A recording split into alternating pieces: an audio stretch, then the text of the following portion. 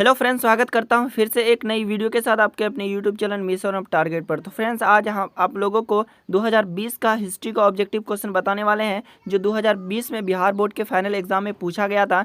पहले जो एग्ज़ाम हुआ था दोस्तों, उस समय आपको टोटल 60 क्वेश्चन पूछा जाता था, यानी 60 क्वेश्चन ऑब्जेक्टिव पूछा जाता था, जिनमें से आपको 50 क्वेश्चन बनाना होता था। लेकिन आपको यही 60 क्वेश्चन आपको सॉल्यूशन अभी कराएंगे। यदि आप इस सॉल्यूशन कर लेंगे तो आपके लिए बोर्ड एग्जाम में किसी तरह का दिक्कत नहीं होगा और आपको किसी से पूछने की ज़रूरत नहीं पड़ेगी। इसमें बहुत चुनिंदा सब क्वेश्चन है, किताब के बीचों बीच से लिया गया है, निचोड़ है किताब का। तो चलिए इसको हल्का हल्का आप याद कर लीजिए। और रिवीजन सबसे बड़ी चीज़ है, अगर आप रिवीजन करते हैं तो आपके बोर्ड एग्जाम में नंबर अधिक से अधिक आते हैं। चूँकि आप कई बार देख लिए होंगे ये सब क्वेश्चन, लेकिन फिर और एक बार देख लीजिए। इससे क्या होगा, आपका एक्सपीरियंस बढ़ जाएगा और आपको एक्सपर्ट बन जाएंगे इस सब्जेक्ट में। तो चलिए हम लोग स्टार्ट करते हैं।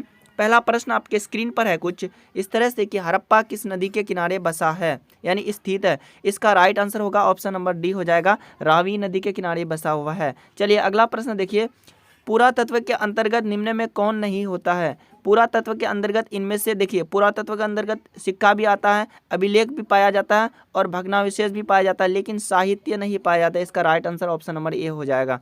चलिए अगला प्रश्न देखिए, क्वेश्चन नंबर 3 छट गया था दोस्तों, इसलिए क्वेश्चन डायरेक्ट 4 आ गया। मोहनजोदड़ो का उत्खनन किसने किया था। इसका राइट आंसर हो जाएगा ऑप्शन नंबर सी हो जाएगा, R.D. बनर्जी यानी राखलदास बनर्जी। चलिए अगला प्रश्न देखिए, प्रयाग प्रशस्ति की रचना किसने किया था। इसका राइट आंसर हो जाएगा ऑप्शन नंबर सी हो जाएगा, हरिसेन ने किया था। चलिए अगला प्रश्न देखिए, क्वेश्चन नंबर 6 में कि पुराणों की संख्या कितनी है।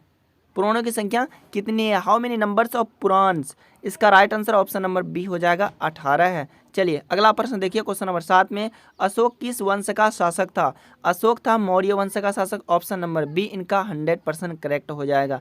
चलिए अगला प्रश्न देखिए, समुद्रगुप्त की तुलना किस यूरोपीय शासक से किया जाता है। समुद्रगुप्त की तुलना जो किया जाता है ऑप्शन नंबर बी नेपोलियन से किया जाता है। ये सब क्वेश्चन इंपॉर्टेंट क्वेश्चन है, चूंकि इसी टाइप का क्वेश्चन आपके एग्जाम में पूछेंगे, क्योंकि ये 2020 का क्वेश्चन है और 2020 का आपके प्रीवियस क्वेश्चन को करना बहुत जरूरी होता है। चलिए देखिए इस क्वेश्चन को देखिए कि अर्थशास्त्र के लेखक कौन थे। ये था ऑप्शन नंबर डी यानी कौटिल्य थे। चलिए अगला प्रश्न देखिए, क्वेश्चन नंबर 10 में महाभारत का युद्ध कितने दिनों तक चला था। महाभारत का युद्ध जो चला था ऑप्शन नंबर डी हो जाएगा, 18 दिन तक लगातार चला था। चलिए अगला प्रश्न देखिए आपके स्क्रीन पर, महाभारत की रचना किसने किया था। ये किया था option number D, Ved Vyas ने किया था। चलिए फटाफट एकदम बताते जाते हैं। मनुस्मृति में कितने प्रकार का विवाह का उल्लेख किया गया था, जिक्र किया गया था। इसका right answer option number C हो जाएगा, 8 प्रकार का शादियां रचाई जाती थी। चलिए देखिए अगला क्वेश्चन देखिए, तृतीय बौद्ध संगीति कहाँ हुई थी। तृतीय बौद्ध संगीति हुई थी ऑप्शन नंबर ए यानी पाटलिपुत्र में हुई थी। चलिए अगला प्रश्न देखिए यहाँ पर स्क्रीन पर कि श्वेतांबर और दिगंबर का संबंध किस धर्म से था। इसका right answer option number D हो जाएगा, जैन धर्म से था। चलिए अगला प्रश्न क्वेश्चन नंबर 16 में देखिए कि तंबाकू के सेवन पर किस शासक ने प्रतिबंध लगाया था। इसका राइट आंसर होगा ऑप्शन नंबर सी हो जाएगा, यानी जहांगीर ने क्या किया था, प्रतिबंध लगा दिया था। चलिए अगला प्रश्न देखिए दोस्तों, क्वेश्चन नंबर 17 में आईनाए अकबरी किसने लिखा। इसका right answer option number C हो जाएगा, अबुल फजल ने लिखा था। चलिए अगला फटाफट देखिए दोस्तों, क्वेश्चन नंबर छट गया दोस्तों यहाँ पर देखिए, लेकिन हम क्वेश्चन हमको याद है कि अकबर का वित्तीय मंत्री कौन था। अकबर का वित्तीय मंत्री टोडरमल था, ऑप्शन नंबर सी इनका करेक्ट हो जाएगा। चलिए अगला प्रश्न आपके स्क्रीन पर, अकबर के दीन इलाही कब शुरू किया। अकबर ने दीन इलाही कब शुरू किया। इसका right answer option number D हो जाएगा, 1882 ईस्वी में इन्होंने शुरू किया था। क्वेश्चन नंबर 20 में देखते हैं हम लोग। क्वेश्चन नंबर 20 में देख लीजिए, क्वेश्चन नंबर 20 में कुछ इस तरह करा है कि ताजमहल का निर्माण किसने कराया था। ताजमहल का निर्माण किसने कराया था। इसका राइट आंसर हो जाएगा ऑप्शन नंबर डी हो जाएगा इसका करेक्ट आंसर। चलिए अगला प्रश्न आपके स्क्रीन पर कुछ इस तरह से है कि पानीपत का प्रथम युद्ध किस वर्ष हुआ था। 21 नंबर का जो राइट आंसर होगा वो ऑप्शन नंबर हो जाएगा बी यानी 1526 ईस्वी में क्या हुआ था, पानीपत का प्रथम युद्ध किया गया था। चलिए अगला प्रश्न आपके स्क्रीन पर क्या कहता है कि हरिहर एवं बुक्का किस वंश के शासक थे। हरिहर और बुक्का जो कि आपका एक साउथ, हरिहर और बुक्का इसका जो राइट आंसर हो जाएगा वो ऑप्शन नंबर ए हो जाएगा, संगम वंश की। चलिए अगला प्रश्न देखिए आपके स्क्रीन पर कि प्रसिद्ध विरूपाक्ष मंदिर कहाँ पर स्थित है। इसका राइट आंसर होगा ऑप्शन नंबर ए हो जाएगा, हम्पी में स्थित है। चलिए अगला प्रश्न देखिए क्वेश्चन नंबर 24 में कि सर्वप्रथम विजयनगर आने वाले विदेशी यात्रा कौन था। इसका right answer option number A हो जाएगा, निकोलो कॉन्ट्री था। चलिए अगला प्रश्न देखिए, मीरा किसकी भक्त थी। इसका राइट आंसर हो जाएगा ऑप्शन नंबर डी हो जाएगा, विष्णु की भक्त थी, विष्णु की पूजा करती थी। चलिए देखिए अगला प्रश्न देखिए, रामानंद के शिष्य कौन थे। इसका राइट आंसर होगा, रैदास भी था, कबीर भी और धन्य एवं पीपा भी, इनमें से सभी। ऑप्शन नंबर डी इनका करेक्ट हो जाएगा। चलिए अगला प्रश्न देखिए, काशी में प्रसिद्ध संत का जन्म हुआ था, किस यानी संत का जन्म हुआ था। इसका right answer option number D हो जाएगा, वल्लभ भाई चाड़े का जन्म हुआ था। चलिए देखिए अगला प्रश्न क्या है, ख्वाजा मोइनुद्दीन चिश्ती की दरगाह कहाँ पर स्थित है। राइट आंसर हो जाएगा ऑप्शन नंबर डी यानी अजमेर में स्थित है। चलिए अगला प्रश्न आपके स्क्रीन पर, गुरु नानक का जन्म कहाँ हुआ था। गुरु नानक का जन्म कहाँ हुआ था। ऑप्शन नंबर सी हो जाएगा, तलवंडी में इनका जन्म हुआ था। चलिए अगला प्रश्न देख लीजिए आप लोग का स्क्रीन पे, इंडिका किसका यात्रा वृत्तांत है। इसका right answer option number A हो जाएगा, मेगास्थनीज का।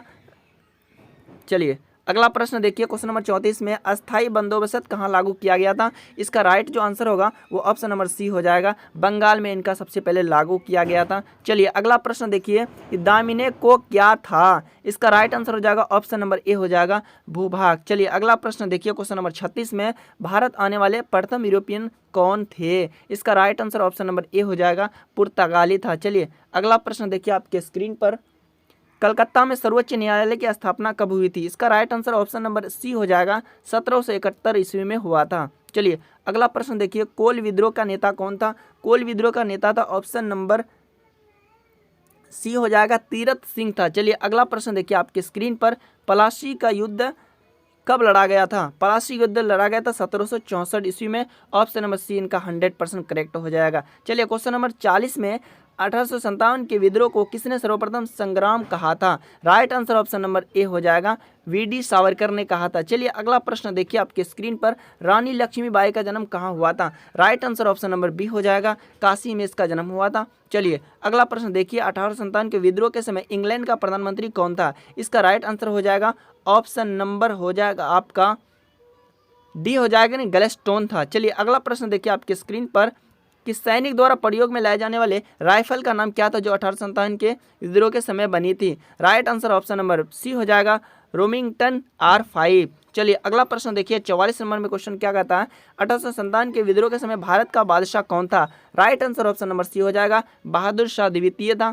चलिए अगला प्रश्न देखिए आपके स्क्रीन पर, 1857 वास्को डी गामा भारत कब आया था। Right answer option number B हो जाएगा, 1498 ईस्वी में वे भारत आए थे। अगला प्रश्न देखिए आपकी स्क्रीन पर, इंडिया गेट का निर्माण कब हुआ था। Right answer option number C हो जाएगा, 1931 ईस्वी में हुआ था। चलिए अगला प्रश्न देखिए आपके स्क्रीन पर,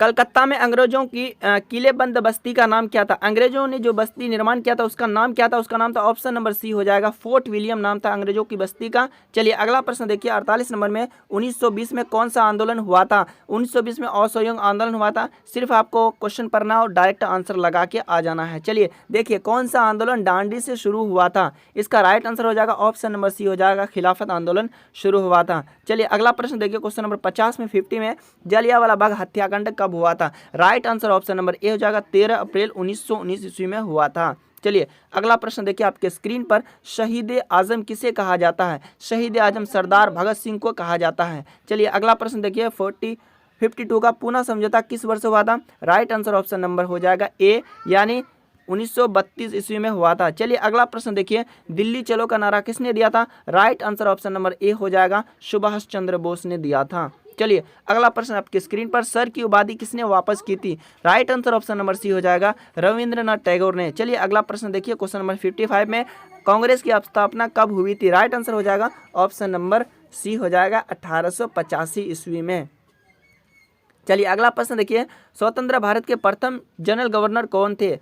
इसका राइट आंसर हो जाएगा ऑप्शन नंबर सी हो जाएगा, सी राजगोपालाचारी। चूंकि इस जगह आपको अगर स्वतंत्र छोड़ देता, हटा देता तो आपका राइट आंसर ये हो जाता, लेकिन अभी क्या होगा, ऑप्शन नंबर ए करेक्ट हो जाएगा। चलिए अगला क्वेश्चन देखिए, क्वेश्चन नंबर 57 में जय हिंद का नारा किसने दिया था? राइट आंसर ऑप्शन नंबर इसका ए हो जाएगा, भगत सिंह ने दिया था। चलिए अगला प्रश्न देख लीजिए आपके स्क्रीन पर कि भारत के संविधान का पिता किसे कहा जाता है? आप लोग जानते होंगे, right answer option number B इसका हो जाएगा, डॉक्टर BR अम्बेडकर।